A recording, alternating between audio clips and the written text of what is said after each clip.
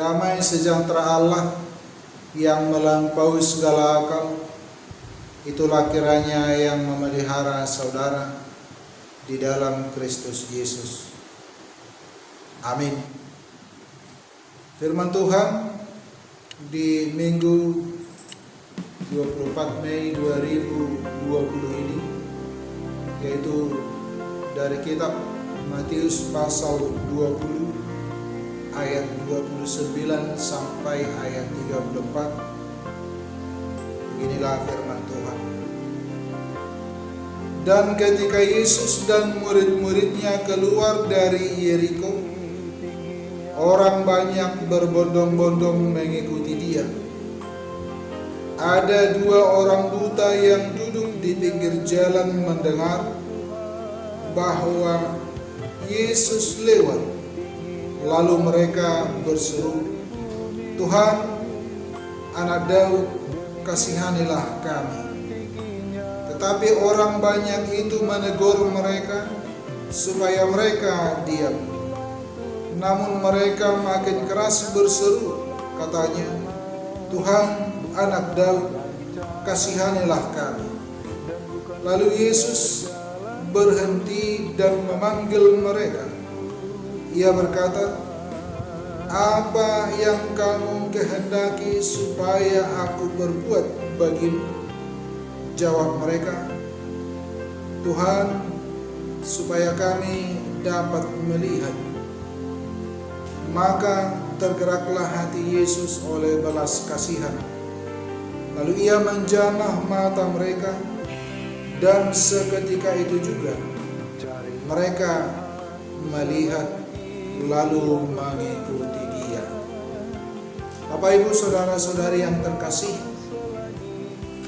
tema minggu kita adalah Tuhan mendengarkan seruan orang percaya. Seandainya ada satu kesempatan bagi kita untuk diterima permintaan kita, kira-kira apa yang kita minta? Mungkin berbeda-beda atau berbagai macam jawaban kita. Ada mungkin yang meminta supaya menjadi kaya. Ada yang meminta supaya mendapat pekerjaan.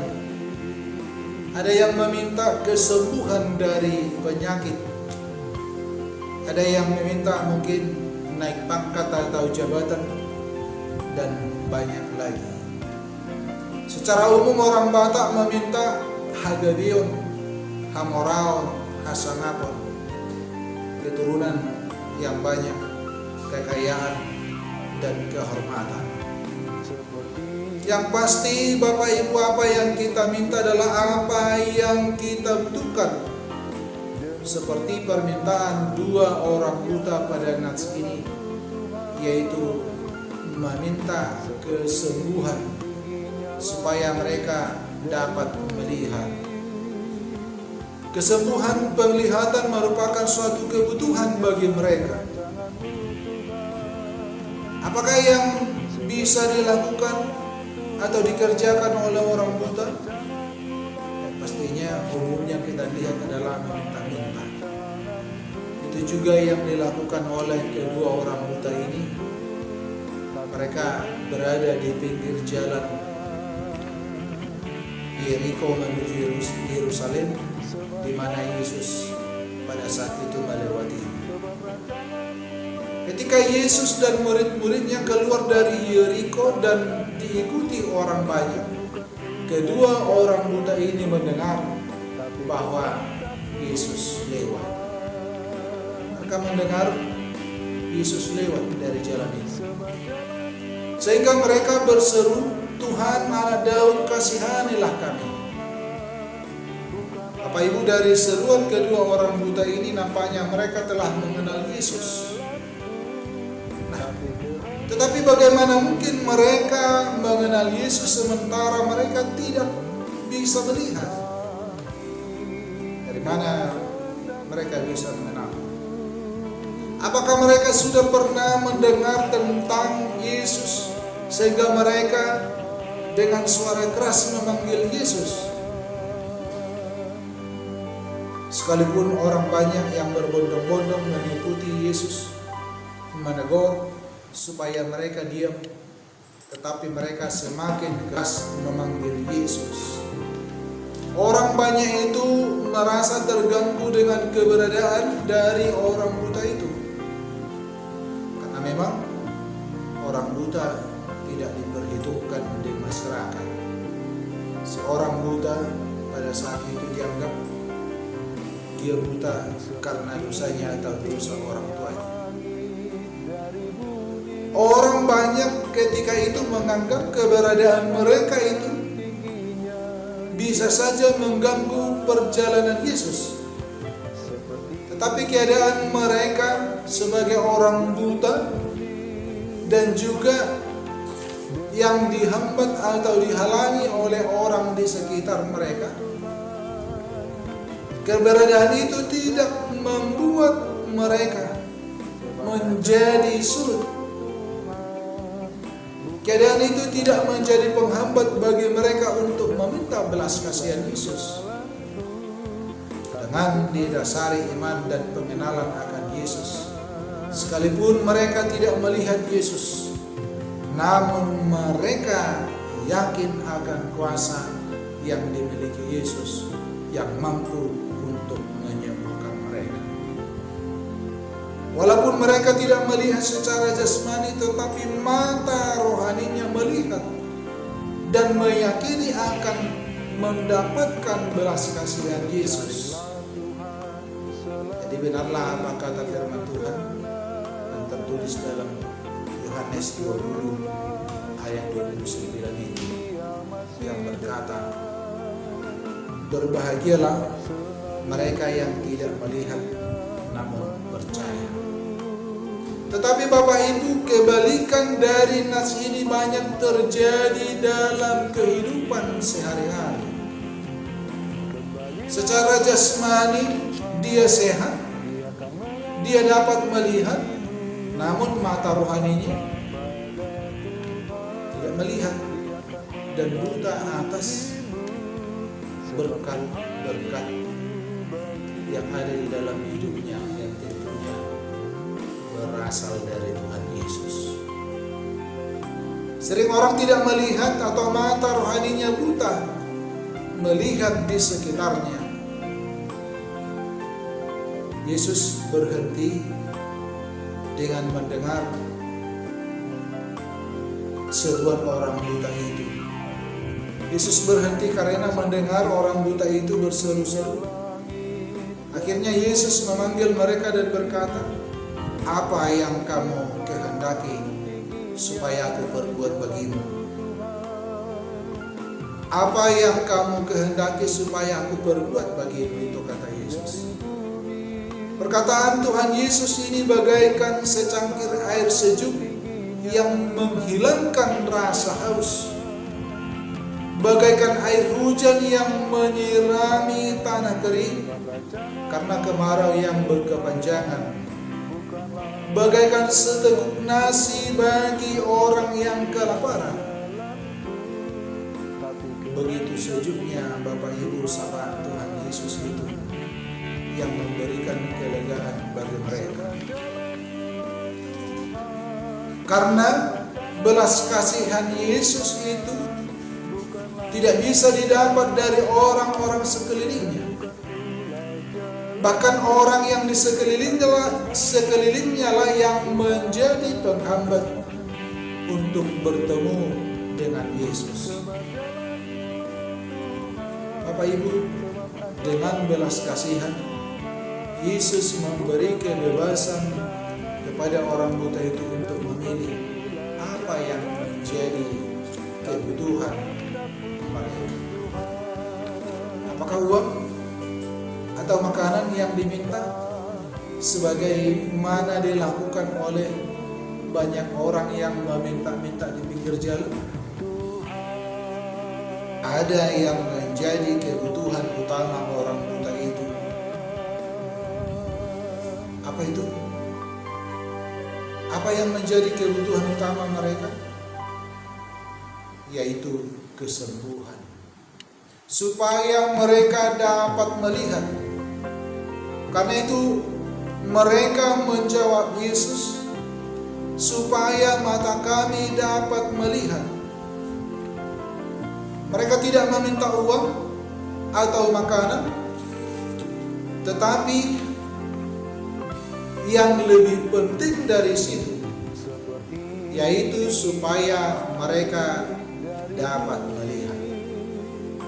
Bapak Ibu, karena dengan dapat melihat, maka mereka akan bisa melakukan pekerjaan yang bisa menghasilkan uang. Sama seperti permintaan Salomo ketika diberi kebebasan untuk meminta, dia tidak meminta harta kekayaan, dia tidak meminta umur panjang, dia tidak meminta yang lain-lain selain dia meminta hikmat dan kebijaksanaan yang dia anggap lebih penting dari semuanya itu. Salomo tahu apa yang lebih penting di dalam kehidupannya.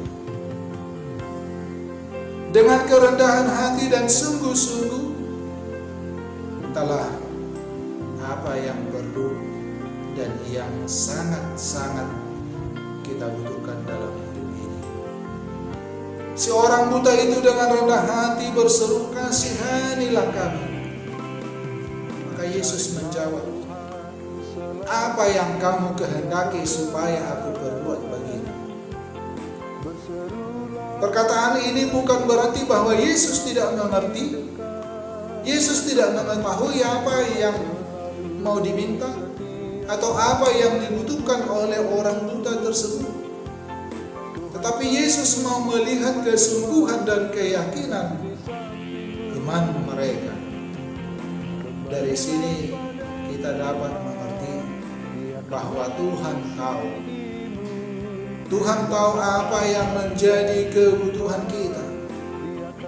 Tetapi kita perlu menyampaikan permohonan kita sebagai bukti keseriusan kita berdoa dan juga bukti kedekatan kita kepada Tuhan. Bapak Ibu, Tuhan mendengar doa orang yang dengan rendah hati dan sungguh-sungguh memohon kepadanya. Orang buta itu tidak muluk-muluk meminta ini dan itu, tetapi dia hanya meminta kesembuhan yang menjadi kebutuhan yang sangat perlu baginya. Oleh karena itulah ketika kita berdoa, mintalah sesuai kebutuhan kita. Dalam Yakobus pasal 4 ayat 2c sampai ayat 3 dikatakan,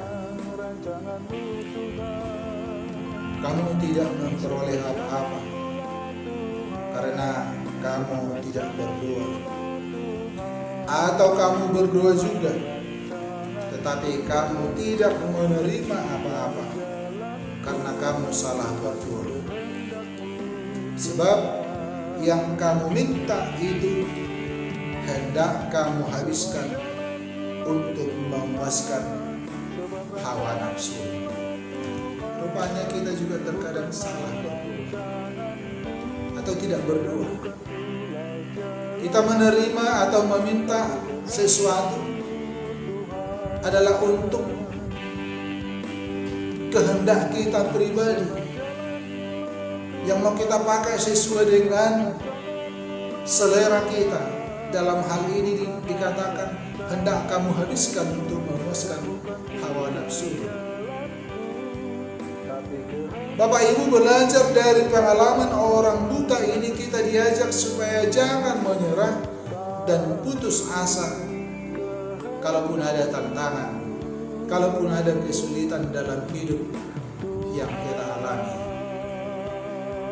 Jika orang buta itu dengan susah payah untuk mencari nafkah, yaitu meminta-minta, terkadang kita demikian juga harus dengan susah payah mendapatkan kebutuhan hidup. Tetapi Tuhan memberikan bukan makanan bagi orang buta itu, tapi lebih dari situ, yaitu kesembuhan. Karena itu marilah kita berharap dan berseru kepada Tuhan supaya Ia memberi apa kebutuhan kita, bahkan memberi kesembuhan dari berbagai macam penyakit.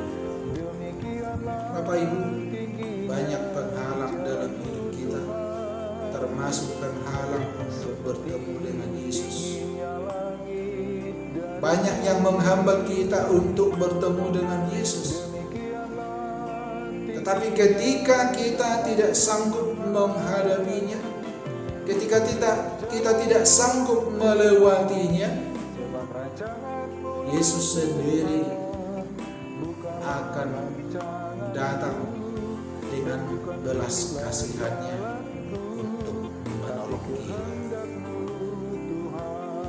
Oleh belas kasihan, Yesus menyembuhkan kedua orang buta itu. Seketika itu juga mereka dapat melihat dan mereka pun langsung mengikuti Yesus. Kita lihat Bapak Ibu, ada di sini respon cepat dari orang buta itu yang disembuhkan, yaitu mereka langsung mengikuti Yesus. Mereka menyadari dan mensyukuri berkat yang luar biasa yang dilakukan oleh Yesus di dalam kehidupannya. Berbagai macam cara orang mensyukuri berkat yang dia terima dari Tuhan. Ada yang mempersembahkan dirinya menjadi pelayan Tuhan. Ada yang mensyukuri dengan cara memberikan persembahan atau berupa materi. Ada orang yang berusaha memperbaharui cara hidupnya atau berjanji menjadi orang yang lebih baik. Hanya cara orang untuk mensyukuri berkat-berkat yang dia terima dalam hidupnya. Bapak Ibu, bagaimana dengan kita merespon dan mensyukuri pemberian Tuhan dalam hidup kita? Apakah berkat Tuhan yang kita terima kita pakai untuk mengikut Tuhan, untuk kemuliaan Tuhan, atau sebaliknya berkat Tuhan itu menjadi membawa kita menjauh dan berbalik dari Tuhan? Ada orang yang rajin berdoa meminta berkat dari Tuhan, dan ketika doanya itu dijawab, dia lupakan Tuhan. Apakah ketika kita menghadapi kesulitan kita berdoa kepada Tuhan, tetapi setelah doa kita dijawab menjadi lupa dengan Tuhan?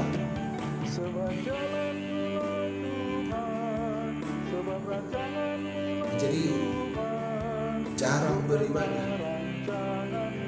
Dulu dia tidak memiliki apa-apa, dia rajin berdoa supaya Tuhan memberikannya. Tapi setelah Tuhan memberikan, dia menjadi jarang berdoa, jarang beribadah.